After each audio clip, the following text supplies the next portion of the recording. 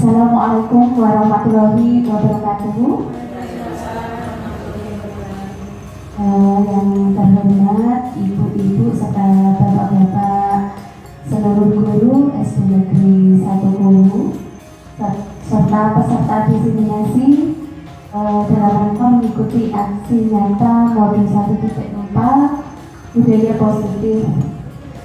Pertama-tama marilah kita panjatkan puji syukur kehadirat Allah Subhanahu wa Ta'ala, yang mana pada pagi hari ini kita semuanya dapat berkumpul di ruangan ini dalam keadaan sehat walafiat untuk mengikuti kegiatan diseminasi aksi nyata modul 1.4 tentang budaya positif. Bapak Ibu yang saya hormati, untuk mengawali kegiatan pada pagi hari ini, mari kita yel sebentar. Semangat pagi. Pagi, luar biasa. Apa kabarnya Bapak Ibu? Alhamdulillah sehat. Nah, Bapak dan Ibu yang saya hormati, izinkan saya untuk menyampaikan tentang aksi nyata modul 1.4, yaitu terkait dengan budaya positif yang kami pelajari dalam materi mengikuti kegiatan calon guru penggerak angkatan 8 Kabupaten Grobogan. Perkenalkan, nama saya adalah Heni Eka Dia Pratiwi, sarjana pendidikan dari SD Negeri 1 Kuwu. Berikutnya Bapak Ibu, untuk budaya positif ini ada beberapa hal, ada 6 hal yang merupakan konsep kunci dalam budaya positif. Yang pertama adalah perubahan paradigma belajar, yang nomor 2 adalah disiplin positif, yang ketiga kebutuhan dasar manusia, yang keempat adalah motivasi perilaku manusia, yang kelima posisi kontrol restitusi, dan yang keenam keyakinan kelas dan segitiga restitusi. Dalam hal ini nanti kita akan membahas satu persatu tentang konsep budaya positif. Bapak Ibu yang saya hormati, makna budaya positif, budaya positif itu sendiri merupakan perwujudan dari nilai-nilai atau keyakinan universal yang diterapkan di sekolah. Budaya positif di sekolah tidak dapat diciptakan secara instan, ya. Jadi tidak bisa diciptakan secara instan atau secara tiba-tiba. Dalam penerapan budaya positif di sekolah itu diperlukan adanya tuntunan dan tauladan dari seorang guru. Jadi tidak lepas dari tauladan Bapak Ibu semuanya. Dalam hal ini ada beberapa contoh, misalkan saja ini dalam kegiatan upacara bendera yang setiap hari Senin itu dilaksanakan oleh anak-anak. Hal ini untuk melatih kedisiplinan, itu maka untuk penerapannya anak-anak harus melaksanakan hal tersebut itu diawali dari tugas kita sebagai guru untuk memberikan contoh atau teladan. Bapak Ibu, berikutnya adalah budaya positif.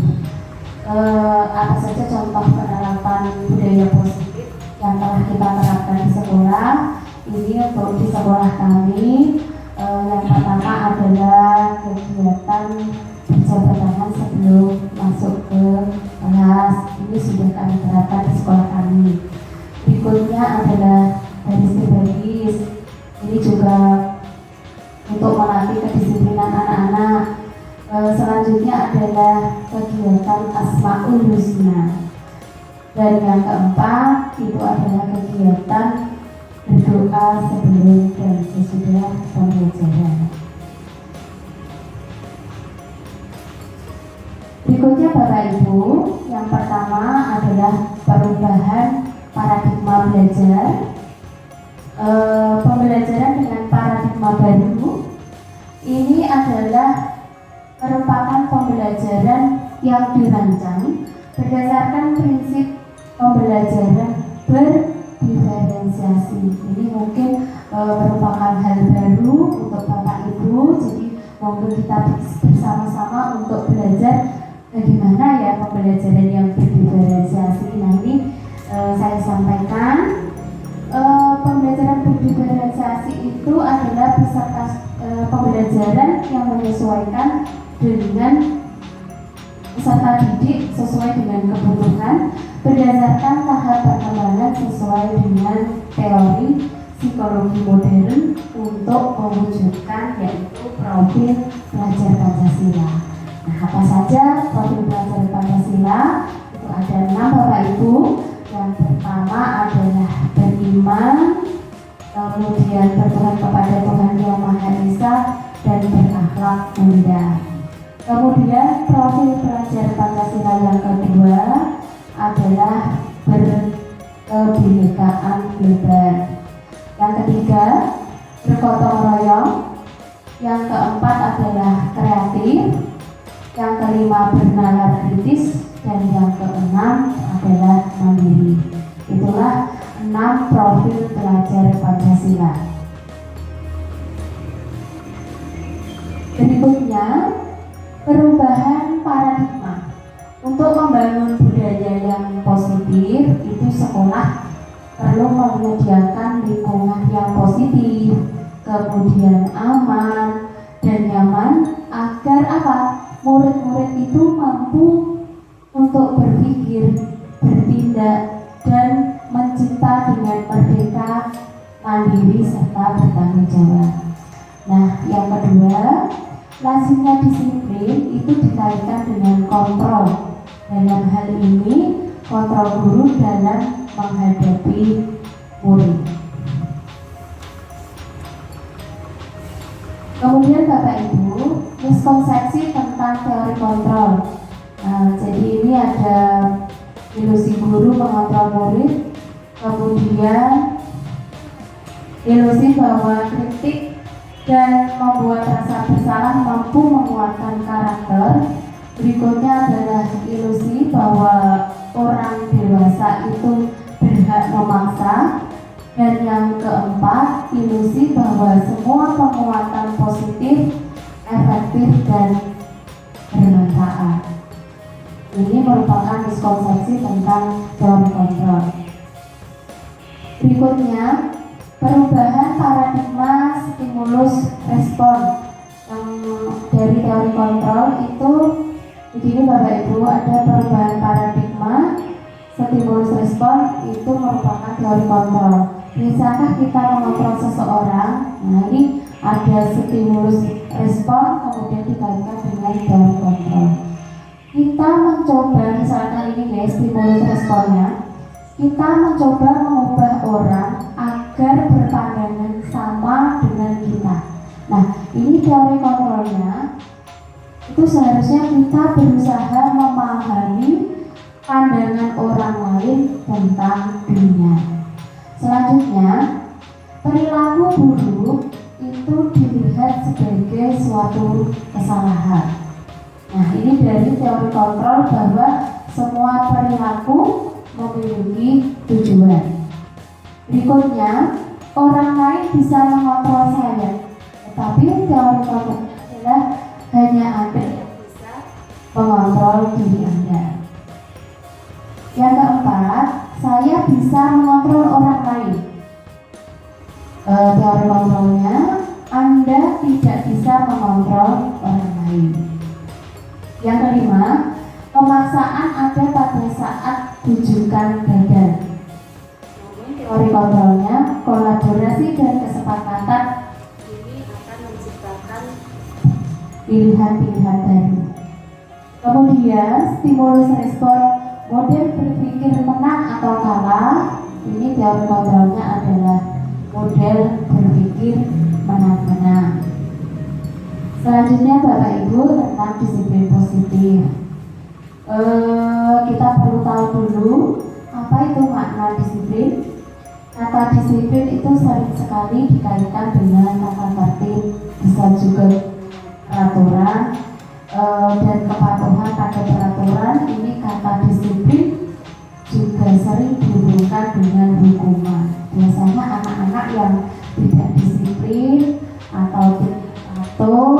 ini pasti akan terkena hukuman.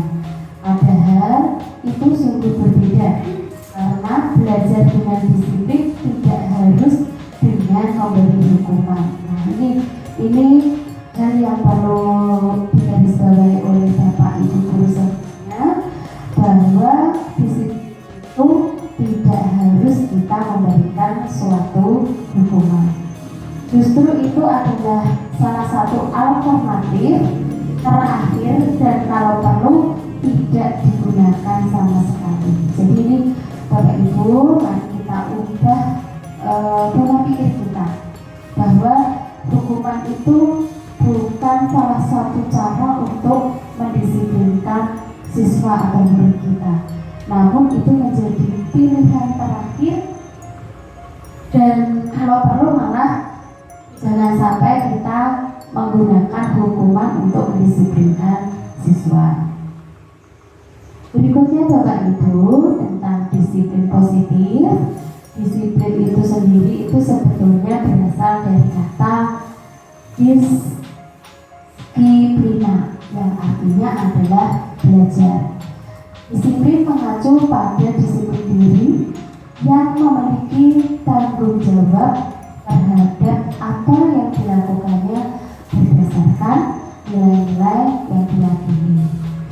Berikutnya, disiplin positif itu sendiri merupakan salah satu cara penerapan disiplin yang bertujuan untuk menumbuhkan kesadaran serta memberdayakan peserta didik tanpa imbalan penghargaan atau reward, ancaman atau hukuman. Jadi Bapak Ibu, untuk disiplin positif mungkin selama ini kita menggunakan sebuah reward untuk mendisiplinkan siswa. Dalam hal ini adalah disiplin positif. Itu merupakan salah satu cara untuk agar siswa itu bisa melaksanakan disiplin positif. Berikutnya Bapak Ibu, sebagai pendidik, tentu saja tujuan kita adalah untuk menciptakan peserta didik yang memiliki disiplin diri, sehingga mereka berperilaku mengacu kepada nilai-nilai kebajikan universal dan memiliki motivasi intrinsik dalam perubahan perilaku ke arah yang lebih baik. Berikutnya, pengajar Dewan Koro sendiri menyatakan bahwa untuk mencapai kemerdekaan atau dalam konteks pendidikan kita saat ini, dan untuk menciptakan murid yang merdeka, syarat yang utama adalah harus ada disiplin yang kuat. Disiplin yang dimaksud adalah disiplin diri, jadi harus dimulai dari diri sendiri yang memiliki motivasi internal. Jika kita tidak memiliki motivasi internal, tentu saja kita memerlukan pihak lain untuk mendisiplinkan kita. Kategori yang ketiga yaitu tentang motivasi perilaku manusia. Nah, motivasi perilaku manusia ini saling terkait. Jadi untuk menghindari ketidaknyamanan atau disebut juga dengan hukuman, itu merupakan motivasi intrinsik untuk mendapatkan imbalan atau penghargaan dari orang lain. Kemudian contoh motivasi intrinsik itu untuk menjadi orang yang mereka inginkan dan menghargai diri sendiri dengan nilai-nilai yang mereka percaya. Berikutnya, dihukum oleh penghargaan. Yang pertama, ada pengaruh jangka panjang dan jangka pendek dan jangka panjang. Yang nomor dua adalah penghargaan menghukum. Yang ketiga, penghargaan mengurangi ketepatan. Yang keempat, penghargaan tidak efektif. Dan yang kelima adalah penghargaan perusahaan hiburan. Yang keempat, kebutuhan dasar manusia. Bapak Ibu yang saya hormati, kebutuhan dasar manusia itu adalah segala sesuatu yang kita lakukan untuk mendapatkan apa yang kita inginkan. Jadi seluruh tindakan yang kita lakukan itu pasti memiliki tujuan tertentu. Dan semua usaha terbaik yang kita lakukan adalah tentu saja dalam rangka agar kebutuhan dasar kita terpenuhi dengan baik. Ada 5 kebutuhan dasar sebagai manusia. Yang pertama adalah kebutuhan untuk bertahan hidup. Yang ketiga adalah kasih sayang dan rasa diterima. Untuk bertahan hidup itu contohnya banyak sekali. Yang pertama seperti makanan, kemudian pakaian, tempat tinggal, keamanan, dan kesehatan itu merupakan contoh kebutuhan dasar manusia untuk bertahan hidup. Kemudian kebutuhan dasar manusia yang kedua yaitu kasih sayang dan rasa diterima. Misalkan saja rasa diterima itu dipedulikan, kemudian berbagi, kerjasama, menjadi bagian dalam kelompok, itu merupakan contoh-contoh kebutuhan dasar kasih sayang dan rasa diterima. Yang ketiga, penguasaan. Kebutuhan dasar penguasaan itu sendiri, misalkan saja ada harga diri, kemudian keinginan untuk dianggap, selanjutnya pemimpin, lalu berprestasi, diakui dan didengar.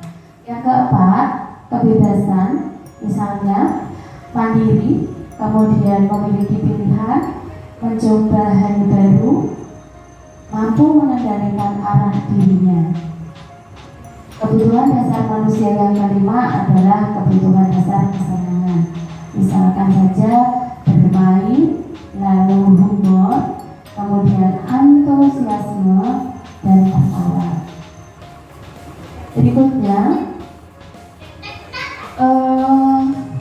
ini ada perbedaan antara hukuman, kemudian konsekuensi dan restitusi. Nah, ini perbedaannya. Yang pertama, hukuman itu sendiri pasti tidak terencana dan tiba-tiba. Misalkan saja pada waktu ada siswa yang mengikuti upacara itu tidak membawa topi.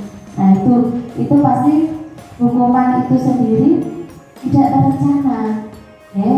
Berikutnya misalkan ini kalau konsekuensi itu pasti terencana dan disepakati sesuai dengan peraturan. Misalkan saja anak-anak yang melanggar tata tertib, ini konsekuensinya seperti ini. Jadi ada anak itu sendiri tahu.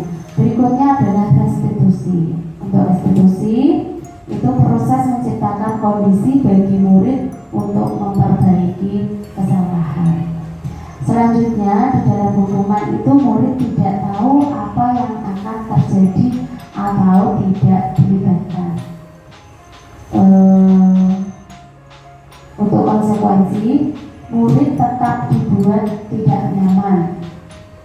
Berikutnya untuk restitusi, proses kolaboratif yang mengajarkan murid untuk mencari solusi sendiri. Untuk hukuman itu hanya bersifat satu arah, kemudian berupa hukuman fisik maupun psikis. Misalkan saja anak-anak disuruh ketika saat memakai sepatu, anak-anak disuruh melepas sepatu. Jadi mereka tidak memakai alas, itu namanya hukuman berupa hukuman fisik. Untuk hukuman psikis, misalkan Bapak Ibu mengingatkan anak-anak yang tidak menaati peraturan tetapi dengan nada yang tinggi, itu contoh hukuman psikis.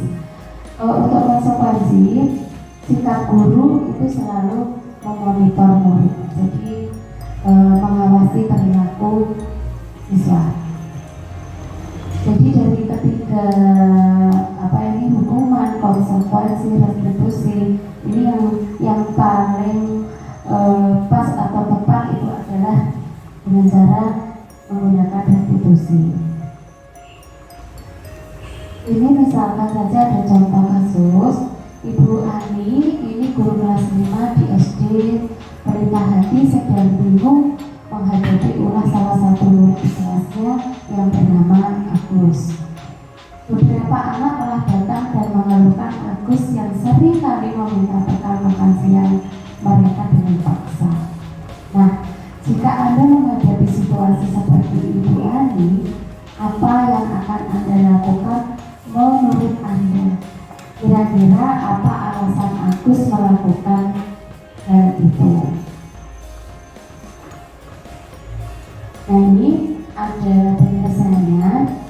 Dalam konteks penerapan disiplin positif, itu Ibu Ani sebaiknya mencari tahu terlebih dahulu apa itu alasan Agus melakukan tindakan tersebut, agar mengetahui kebutuhan mana yang sedang berusaha untuk dipenuhi oleh Agus.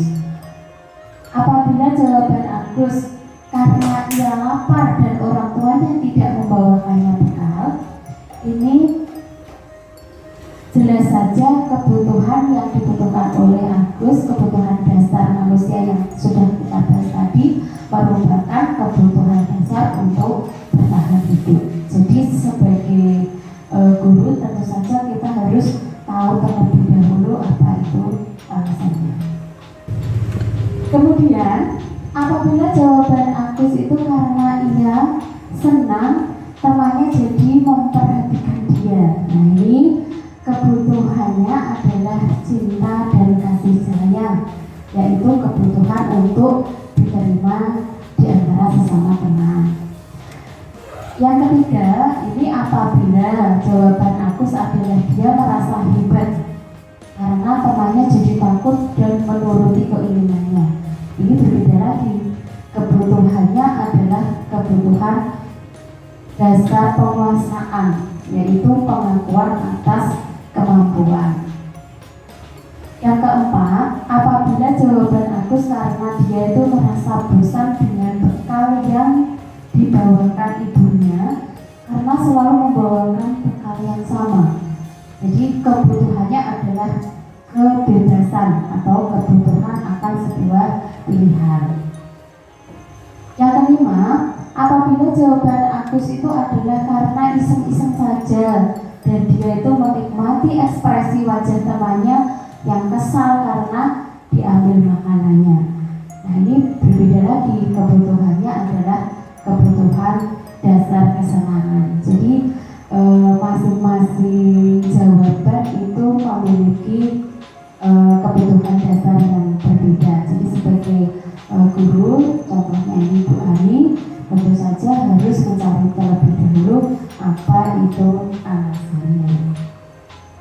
Berikutnya, poin yang kelima adalah 5 posisi kontrol sebagai guru.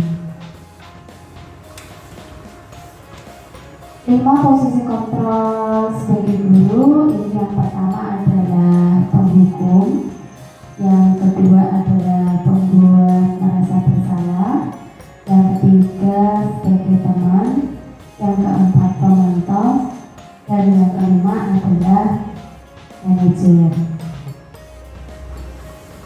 Ini ada contoh penerapan 5 posisi kontrol sebagai guru. Misalkan saja ada sebuah kasus siswa itu tidak memakai atribut lengkap pada saat mengikuti upacara bendera. Ini kalau disesuaikan dengan posisi kontrol sebagai penghukum, ini misalkan saja anak itu diminta untuk berhormat pada bendera selama 1 jam. Ini kalau posisi kontrolnya sebagai penghukum. Berikutnya, kalau menggunakan posisi pembuat merasa bersalah, ini Bapak Ibu misalkan berapa kali Ibu atau Bapak harus memberitahu kamu selalu saja mengecewakan Ibu atau Bapak. Jadi ini atau misalkan pembuat merasa bersalah itu Bapak Ibu bisa menanyakan berapa kali Ibu atau Bapak harus memberitahu kamu selalu saja mengecewakan Ibu atau Bapak. Jadi ketika ini disampaikan kepada siswa itu akan merasa bersalah. Jadi kata-kata ini membuat siswa itu merasa bersalah. Kemudian kalau sebagai posisi kontrol sebagai teman, ini contohnya seperti ini. Ayo dong, ikuti aturan sekolah. Tolong bantu Ibu atau Bapak ya sekali ini. Ya sudah, ini tidak apa-apa. Lain kali jangan sampai berbuat seperti ini lagi ya. Jadi ini kalau kita itu memposisikan sebagai teman. Jadi lebih ke percakapan sebagai teman. Berikutnya kalau memposisikan sebagai pemantau, ini kata-katanya, kamu sudah melanggar peraturan sekolah. Kamu tahu konsekuensinya. Setelah upacara, kamu beli atributnya ke koperasi dan jangan diulangi lagi. Ini kalau pada posisi kontrol sebagai pemantau. Jadi dikaitkan dengan konsekuensi atas tindakannya. Berikutnya, kalau posisi kontrol yang digunakan adalah sebagai manajer, misalkan saja, apakah kamu tahu kesalahanmu? Kira-kira bagaimana kamu memperbaiki kesalahanmu? Jadi anak-anak itu ditanyakan dulu kesalahannya apa, lalu dikembalikan lagi kepada anak-anak. Ini bagaimana cara mereka untuk memperbaiki kesalahan yang telah mereka perbuat. Selanjutnya, nah ini posisi kontrol. Saya kecewa sekali dengan kamu. Kemudian, apa rencanamu untuk menyelesaikan masalah ini? Ini ada beberapa pertanyaan yang monggo nanti kira-kira di posisi kontrol yang mana. Ayolah lakukan demi Bapak atau Ibu ya. Ini contoh posisi kontrol yang mana. Mungkin Bapak Ibu ada yang tahu. Ayolah lakukan demi Bapak Ibu. Dari kelima tadi kira-kira ini masuk yang mana nih? Kemana ya? Ayolah lakukan demi Bapak Ibu ya. Coba kita ulang. Nah ini coba kita ulang sekali lagi nih. Coba ini dari kata-kata ini. Saya kecewa sekali dengan kamu. Nah ini kira-kira yang mana ini? Apakah pembuat rasa bersalah? Apakah penghukum? Apakah sebagai teman?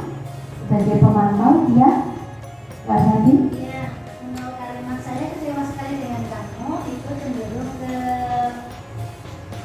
merasa bersalah. Untuk kalimat saya kecewa sekali dengan kamu itu kelihatannya mengarah ke merasa bersalah. Jadi anak ini merasa bersalah ketika melakukan sesuatu. Ya, terima kasih. Saya kecewa sekali dengan kamu. Betul ya? Jadi membuat anak itu merasa bersalah. Berikutnya Bapak Ibu, mungkin yang lain, kamu tidak pernah benar melakukannya. Nah ini monggo, siapa yang masuk posisi kontrol yang mana ini? Monggo. Kalau menurut saya masuknya ke penghukum. Terima kasih Mbak Linda. Betul ya. Jadi kalau kamu tidak pernah benar melakukannya, ini jelas ini masuk kepada posisi kontrol sebagai penghukum. Berikutnya mari kita jawab bersama-sama Bapak Ibu. Ini apa rencanamu untuk menyelesaikan masalah ini? Nah, ini kan ditanyakan ke anak-anak. Kira-kira masuk kemana Bapak Ibu? Yang terakhir tadi apa ya, manajer apa nih? Manajer. Ya, jadi sebagai manajer itu kita tanyakan kembali ke anak untuk untuk apa ya, untuk memperbaiki kesalahannya. Jadi ditanyakan betul sekali apa rencana kamu untuk menyelesaikan masalah ini. Berikutnya Bapak Ibu, ayolah lakukan demi Bapak Ibu ya. Nah ini tadi kita sebagai tentu saja teman. Selanjutnya, kamu tidak pernah mendapat nilai jika tidak mengerjakan tugas. Ini apa ya? Sebagai memantau. Mungkin dari Bapak Ibu pernah, tentu saja saya yakin terkait dengan tugas panjenengan semuanya ini pernah juga apa ya, melakukan salah satu posisi kontrol ini. Nah kira-kira kata-kata mana ini yang sering jenengan utarakan dalam kegiatan sehari-hari? Misalkan saja ini mungkin kenapa PR-nya tidak dikerjakan? Nah, apa alasannya? Nah, kalau seperti itu bagaimana Bapak Ibu? Ini masuk posisi kontrol yang mana ini? Gabungan kenapa Bu? Jadi Pemantau sekaligus manajer ya. Jadi ditanyakan alasannya ya, bisa juga itu posisi kontrol gabungan. Nah ini Bapak Ibu, misalkan ini ada tindakan guru mencatat 100 kali di dalam buku kalimat, saya tidak akan terlambat lagi karena terlambat ke sekolah. Kemudian hukuman atau konsekuensi yang tepat apa ini? Oke, mencatat 100 kali di dalam buku kalimat, saya tidak akan terlambat lagi karena ya ini ya. Jadi kalau mencatat 100 kali itu adalah sebuah hukuman. Kemudian ini lari mengelilingi lapangan basket 2 kali karena terlambat hadir di sekolah. Tentu saja ini adalah hukuman. Kemudian murid diminta untuk push up 15 kali karena tidak menggunakan masker ke sekolah. Tentu saja hukuman. Kemudian menggantikan kertas tugas teman yang telah dicoret-coret. Ini adalah sebuah konsekuensi karena sudah berbuat salah, berarti harus mau menggantikan kertasnya. Berikutnya, membersihkan tumpahan air di meja tulis karena tersenggol pada saat belajar. Konsekuensi karena sudah berbuat apa? Sudah menumpahkan air di meja, itu saja harus mau membersihkannya. Ini untuk murid disuruh untuk mengenakan sepatu seharian di sekolah karena tidak menggunakan sepatu. Ini sebuah hukuman. Kemudian lari mengelilingi lapangan basket 2 kali karena terlambat 10 menit untuk pelajaran PJOK. Kalau masih ada kaitannya, ini berarti sebuah konsekuensi. Mungkin saja misalkan anak-anak tidak membawa atribut lengkap pada saat upacara, kemudian disuruh berdiri hormat pada bendera selama seharian penuh. Ini merupakan apa Bapak Ibu? Hukuman ya. Berikutnya, nah ini ada perbedaan antara hukuman dan konsekuensi. Mari kita cermati satu persatu Bapak Ibu. Bahwa hukuman itu adalah sesuatu yang menyakitkan, harus terjadi. Tetapi konsekuensi itu sesuatu harus terjadi. Ini perbedaannya. Berikutnya yang kedua, hukuman itu membuat anak sakit fisik maupun hati untuk jangka waktu yang lama.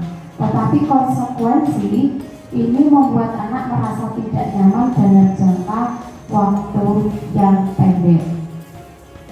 Berikutnya,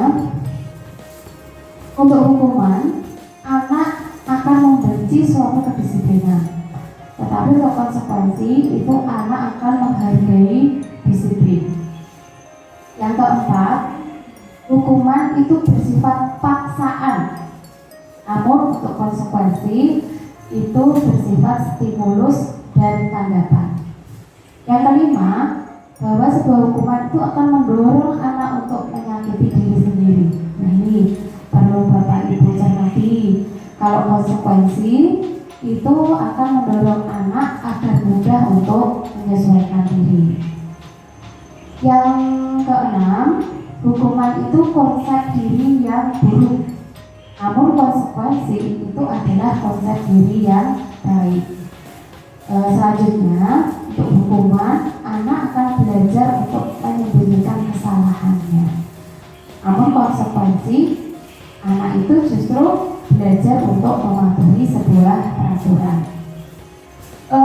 Hukuman itu akan merasa marah, rasa bersalah, dipermalukan, merasa tak dihargai. Namun sebuah konsekuensi itu adalah kehilangan hak, dibuat tidak nyaman, diasingkan untuk sementara atau take off. Jadi keduanya ini memiliki perbedaan yang sangat jauh ya. Misalkan saja yang tadi hukuman itu membuat anak yang sakit baik fisik maupun hati. Nah ini yang perlu kita pahami. Berikutnya ini yang terakhir terkait dengan keyakinan kelas dan segitiga restitusi. Ini keyakinan kelas itu mengapa keyakinan kelas itu bukan sebuah peraturan kelas. Mengapa istilahnya itu adalah keyakinan kelas bukan peraturan kelas. Nah ini ya, jadi yang cakupannya paling sempit itu adalah sebuah peraturan kelas, kemudian akan menjadi sebuah keyakinan kelas, selanjutnya akan meluas lagi menjadi lingkungan positif, berikutnya menjadi budaya positif yang diterapkan di sekolah. Nanti contohnya saja ini seperti Bapak Ibu ketika menghadapi MPLS atau masa pengenalan lingkungan sekolah, ini biasanya di awal tahun ajaran baru Bapak Ibu semuanya melaksanakan kegiatan untuk membuat keyakinan kelas. Ini ya, perlu kita ketahui bahwa keyakinan kelas itu adalah nilai-nilai kebajikan atau prinsip-prinsip universal yang disepakati bersama Bapak Ibu secara universal, lepas dari latar belakang suku, kemudian negara, bahasa maupun agama. Itu kalau menurut dosen. Suatu keyakinan akan lebih memotivasi seseorang dari dalam atau secara intrinsik. Nah ini seseorang akan lebih bersemangat untuk menjalankan keyakinannya daripada hanya sekedar mengikuti serangkaian peraturan. Jadi kalau peraturan itu lingkupnya lebih sempit. Kalau keyakinan kelas itu sudah menjadi motivasi dalam diri sendiri atau motivasi intrinsik. Berikutnya Bapak Ibu, untuk pembentukan keyakinan kelas, yang pertama, keyakinan kelas ini bersifat abstrak daripada peraturan yang lebih rinci dan konkret. Kemudian keyakinan kelas itu berupa pernyataan yang universal. Selanjutnya, pernyataan keyakinan kelas senantiasa dibuat dalam bentuk positif, bukan kalimat negatif. Misalkan saja tidak boleh makan dan minum di dalam kelas. Ini kan kalau ada kata tidak, ini berarti merupakan kalimat yang negatif. Itu tidak diperbolehkan. Jadi disarankan dalam membuat keyakinan kelas itu menggunakan kalimat yang positif. Misalkan saja nanti diganti makan dan minum pada waktu jam istirahat. Keyakinan kelas itu hendaknya tidak terlalu banyak sehingga tapi mudah untuk diingat dan dipahami, tentu saja dan diyakini.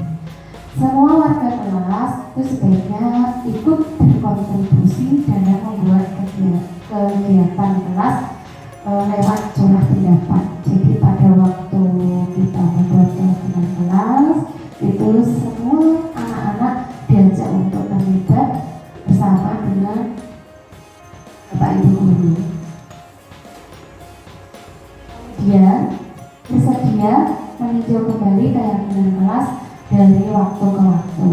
Misalkan saja ini ada yang perlu ditambahi atau ini sudah dilaksanakan, berarti keyakinan kelasnya ditambah dengan yang lain. Nah, ini ada peninjauan seperti itu. Nah, ini adalah contoh untuk penerapan dalam membuat keyakinan kelas. Ini guru juga terlibat dalam pembuatan keyakinan kelas. Ini membimbing anak-anak satu persatu melalui kegiatan diskusi, lalu ditambahkan bersama, disepakati bersama untuk kemudian dilaksanakan secara bersama-sama. Berikutnya, ini contoh restitusi segitiga restitusi. Ini apa toh itu restitusi? Itu restitusi adalah proses untuk menciptakan kondisi bagi murid untuk memperbaiki kesalahan mereka, sehingga mereka bisa kembali pada kelompok mereka dengan karakter yang lebih kuat. Tentu saja karakter yang lebih kuat ini adalah karakter yang lebih baik. Kemudian ada 9 ciri-ciri restitusi. Yang pertama, itu bukan untuk menebus kesalahan, namun untuk belajar dari kesalahan. Yang kedua, itu memperbaiki sebuah hubungan. Yang ketiga adalah tawaran, bukan sebuah paksaan. Yang keempat, restitusi itu akan menuntun untuk melihat ke dalam diri kita. Bisa juga sebagai refleksi diri ya. Yang kelima, restitusi itu akan mencari kebutuhan dasar yang mendasari tindakan. Seseorang bertindak itu pasti akan ada alasannya berdasarkan motivasi intrinsik di dalam dirinya. Pasti kalau ditanyakan pasti ada penyebab atau alasannya. Yang keenam, restitusi diri adalah cara yang paling baik untuk memperbaiki diri. Nah, ini hal yang perlu digarisbawahi Bapak Ibu semuanya. Jadi restitusi diri adalah cara yang paling baik, ya, cara yang paling baik untuk memperbaiki diri. Yang ketujuh, restitusi fokus pada karakter, bukan pada tindakannya. Jadi lebih kepada karakter. Yang kedelapan, restitusi fokus pada sebuah solusi atau pemecahan sebuah masalah. Yang kesembilan, restitusi mengembalikan murid yang bersalah dan berbuat salah pada kelompoknya, sekali lagi dengan karakter yang lebih baik dan dengan karakter yang lebih kuat. Nah, ini ada prosesnya, ada segitiga restitusi. Itu yang pertama adalah dengan menstabilkan identitas. Misalkan saja dengan kata-kata, setiap orang itu pasti pernah melakukan sebuah kesalahan. Kemudian, kamu bukan satu-satunya yang pernah melakukan ini. Jadi untuk menstabilkan identitas, Bapak Ibu bisa menekankan bahwa kamu itu bukan satu-satunya yang pernah melakukan kesalahan ini. Kemudian yang kedua, langkah yang kedua dalam segitiga restitusi itu adalah dengan menanyakan validasi tindakan yang salah. Itu itu bisa dengan kata-kata kamu tentu punya alasan mengapa kamu melakukan itu. Misalkan anak-anak berbuat salah, jangan tanyakan hal seperti itu. Kemudian, adakah cara yang lebih efektif untuk mendapatkan apa yang kamu butuhkan? Dan langkah yang ketiga itu adalah dengan menanyakan keyakinan. Jadi sesuai tadi yang sudah dibuat adalah dikembalikan lagi pada keyakinan kelas. Nilai-nilai apa saja yang sudah atau yang telah disepakati, kemudian kamu ingin menjadi orang yang seperti apa, ini ditanyakan kembali kepada anak. Ini ya, jadi untuk menstabilkan identitas itu berdasarkan prinsip membuat kesalahan adalah proses bagian dari proses pembelajaran. Ini perlu diketahui oleh Bapak Ibu semuanya, berbuat salah itu wajar. Ini yang kata-kata yang kita ucapkan. Ini contoh lagi, tidak ada manusia yang sempurna. Berikutnya, ibu dan bapak juga pernah melakukan itu. Kemudian yang keempat, ibu atau bapak tidak mau mencari siapa yang salah, tapi ibu atau bapak ingin mencari solusi dari permasalahan ini. Dan yang kelima, kamu berhak merasa begitu. Jadi ini hanya sekedar contoh untuk menstabilkan identitas. Kemudian yang langkah yang kedua itu adalah dalam segitiga restitusi validasi tindakan yang salah. Ini berdasarkan prinsip setiap perilaku berupaya memenuhi suatu kebutuhan tertentu. Apa saja contohnya nih? Kamu pasti punya alasan mengapa kamu melakukan hal itu. Kemudian Bapak Ibu bisa menanyakan, adalah kamu bisa melakukan yang lebih buruk dari ini ya? Kemudian yang ketiga, kamu patut bangga karena telah melindungi sesuatu yang penting buatmu. Yang keempat, kamu melakukannya karena mempertahankan sesuatu yang penting bagimu. Kemudian langkah yang terakhir yaitu menanyakan keyakinan. Berdasarkan prinsip teori kontrol, bahwa pada dasarnya kita itu termotivasi secara intrinsik. Contohnya apa saja? Yang pertama, apa keyakinan kelas kita? Jadi ditanyakan kembali kepada anak-anak terkait dengan keyakinan kelas yang sudah disepakati. Kemudian yang kedua, nilai-nilai apa yang telah disepakati bersama. Yang ketiga, seperti apa gambaran sebuah kelas yang ideal menurut kamu. Dan yang keempat, kamu ingin menjadi orang yang seperti apa. Berikutnya ini adalah sebuah video tentang segitiga restitusi yang sudah saya lakukan. Itu terkait dengan anak-anak yang pada saat itu diberikan tugas proyek matematika, namun ada salah satu siswa yang pada waktu itu tidak ikut mengerjakan tugas proyek secara berkelompok. Jadi kasus yang kedua itu tentang siswa yang pada saat kegiatan ekstrakurikuler pramuka itu ada salah satu anak yang tidak tertib memakai seragam pramuka secara komplit. Ini juga diselesaikan dengan segitiga restitusi.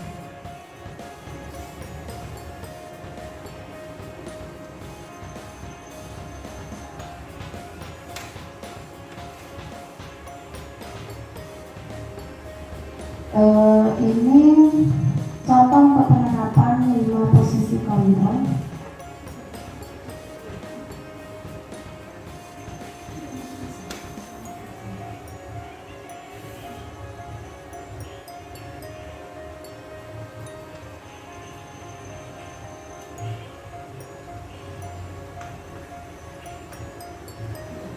tadi sebagai contoh saja, dan ini penutup Bapak Ibu, dalam penerapan program disiplin positif itu hendaknya kita sebagai guru memiliki standar kepribadian profesional dan sosial yang baik, di mana guru mampu merefleksi dirinya dalam posisi kontrol saat ini.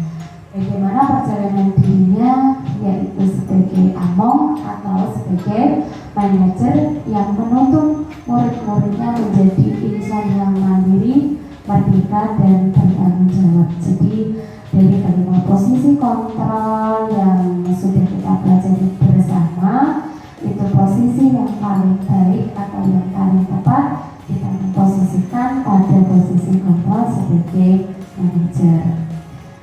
Demikian Bapak Ibu pemaparan dari kami dalam mengikuti kegiatan calon guru pemberdayaan angkatan darat.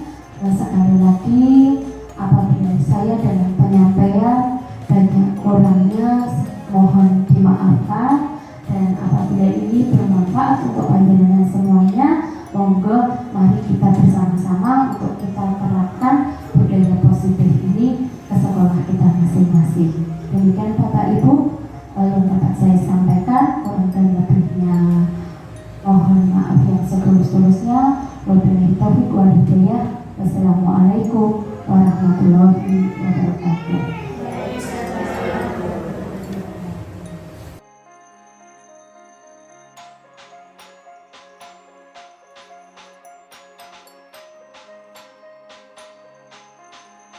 Di sini ada 5. Yang pertama adalah apa anak-anak? Menghormati orang lain. Yang kedua, tanggung jawab. Yang ketiga apa? Kesehatan. Ya. Kemudian yang keempat, amanah. Dan yang kelima, disiplin. Oke. Semua anak-anak nanti akan saya bagikan kertas berwarna-warni untuk menuliskan kira-kira peraturan bagaimana yang tepat untuk keyakinan di kelas kita. Nah, anak-anak semuanya, oke kita